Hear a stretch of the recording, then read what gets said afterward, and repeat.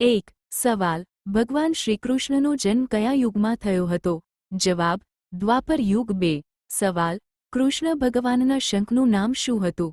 જવાબ પાંચજન્ય. 3 સવાલ ભગવાન કૃષ્ણના રથનું નામ શું હતું? જવાબ જૈત્ર. 4 સવાલ શ્રીકૃષ્ણના ગુરુ સાંદીપની ઋષિનો આશ્રમ ક્યાં આવેલો છે? જવાબ ઉજ્જૈન, મધ્યપ્રદેશ. 5 સવાલ ભગવાન કૃષ્ણએ કઈ આંગળી પર ગોવર્ધન પર્વત ઉઠાવ્યો હતો? જવાબ ટચલી આંગળી, ડાબા હાથની.